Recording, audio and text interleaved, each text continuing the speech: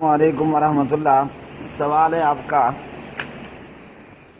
اس حدیث کے متعلق جو کہ ابو داود میں ہے اور یہ حسن درجے کی روایت ہے۔ زبیر رحمہ اللہ فرماتے ہیں کہ یہ روایت حسن ہے۔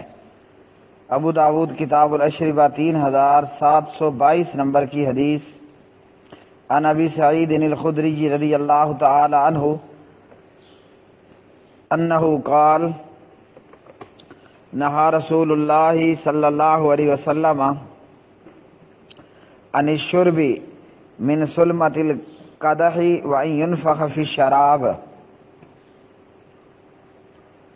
پیارے نبی علیہ الصلوۃ والسلام نے پیالے کی ٹوٹی ہوئی جگہ سے پینے سے منع کیا، اور پیارے نبی علیہ الصلوۃ والسلام نے مشروب میں پھونک مارنے سے بھی منع کیا۔ اور اسی طرح ابو داود اور مسلم کی کتاب الاشربہ کی دیگر روایات کھانے پینے کی چیزوں میں پھونکے مارنا بھی منع ہے اور برتن میں سانس لینا بھی منع ہے۔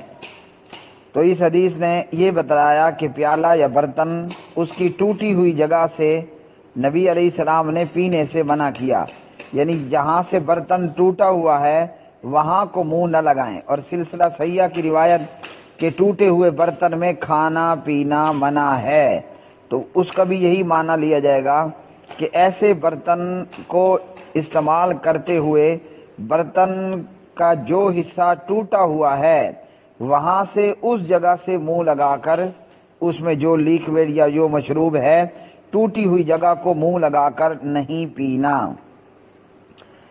اس ممانعت کی وجہ یہ ہے کہ ایک تو یہ کہ وہ برتن جو ٹوٹا ہوا ہے اگر آپ ٹوٹی ہوئی جگہ کو منہ لگائیں گے ہونٹوں کے زخمی ہونے کا اندیشہ بھی ہے۔